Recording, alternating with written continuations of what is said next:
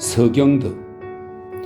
벼슬의 뜻을 두지 않고 거침없이 산 그의 생애와 선후천설 및 물질 불변설 등 철저하게 독창적인 그의 사상은 창조적 사상가의 표본이다. 어느 찢어지게 가난한 집에서 매일 어린 아들에게 나무를 뜯어오게 했다. 봄철이니 새 나물이 들판에 자랄 테고 그 뜯어온 나무를 넣어 죽이라도 끓여 먹어야 했기 때문이다. 그런데 나무를 뜯으러 간 아이는 매일 늦게 돌아오면서 빈 바구니만 들고 왔다. 그래서 그의 어머니가 물었다.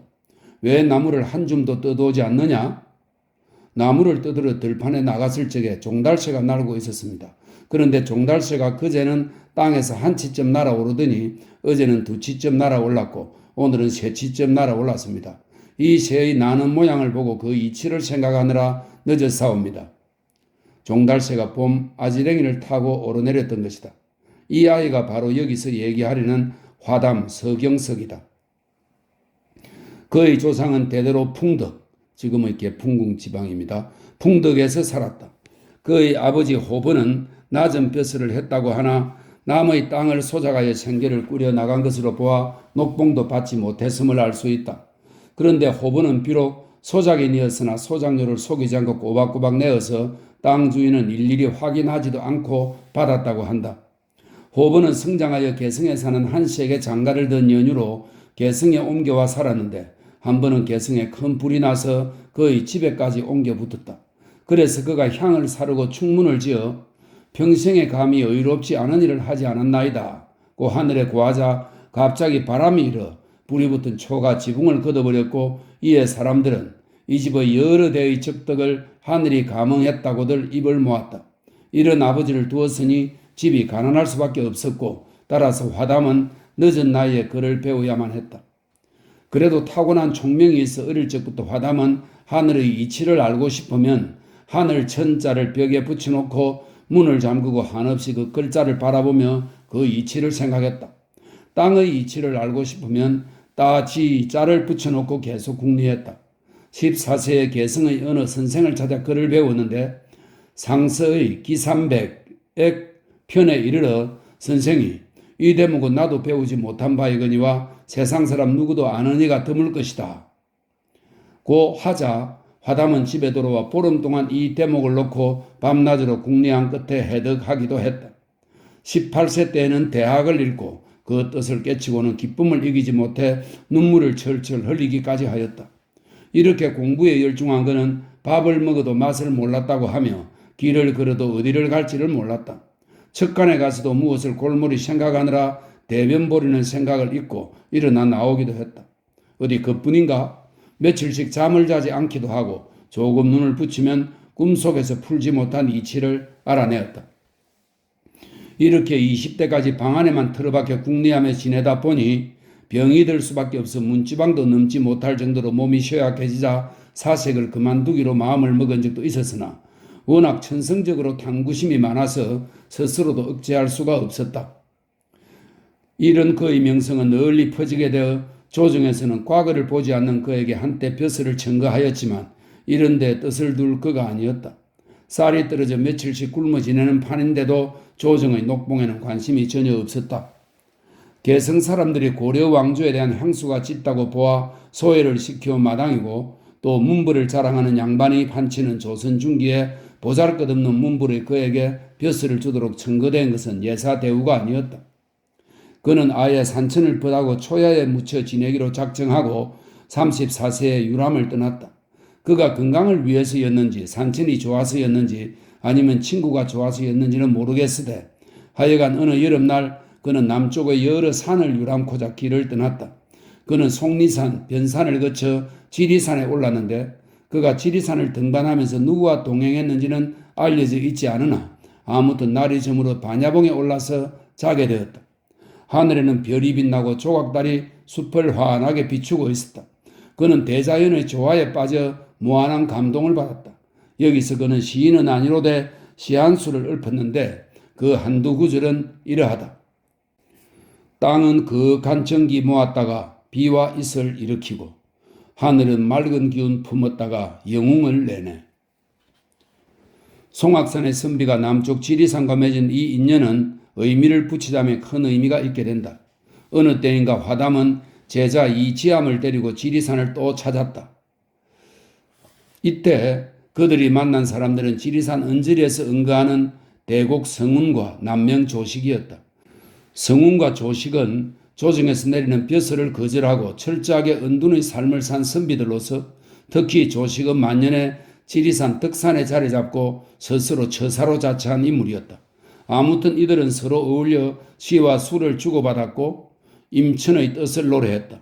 이 임천은 벼슬에 나가지 않고 산에 묻혀 사는 생활을 뜻합니다. 임천의 뜻을 노래했다. 이들은 또 속리산까지 와서 머물며 대화를 나누다가 헤어짐을 섭섭해했다. 서울에서 벼슬도 하며 유학의 정통을 이은 퇴계와 율곡에 비해 화담과 남명은 일종의 반계였다. 퇴계와 남명은 같이 경상도에 살면서 때로는 격려도 주고받았지만 때로는 틈이 생기기도 했다. 율곡과 화담도 같은 경기도 출신으로 한때 율곡이 화담의 학설을 배워 학문의 밑거름으로 삼기도 했지만 화담의 이론을 부분적으로 반대하고 나오기도 했다. 그러니 반계끼리의 만남은 정신사적으로 미묘한 뜻을 함축하고 있지 않을 수 없었다. 이렇게 자연을 벗삼아 은둔생활을 하던 그도 43세에 어머니의 간곡한 부탁으로 과거를 보러 나간다. 참으로 그 이상에 걸맞지 않은 행동이었지만 어쨌든 생원시에 합격했다. 생원시에 합격하면 성균관에 들어가 앞으로 걸어갈 벼슬아치에 적합한 수습과 훈련을 받는 것이 정해진 과정이어서 그도 성균관에 들어가기는 했다. 그러나 그곳의 생활에서 그는 별로 인정을 못 받은 것 같다. 그의 어리숙한 행동과 촌스러운 몸가짐은 권문쇠가의 세련된 자제들이 눈에 띌 리가 없었을 것이다. 개성무지렁이로 따돌림을 받았을 것이다. 역사의 기록을 보면 이담이라는 사람만 그를 남달리 대해준 덕으로 뒷날 칭송을 받았다고 나와 있다.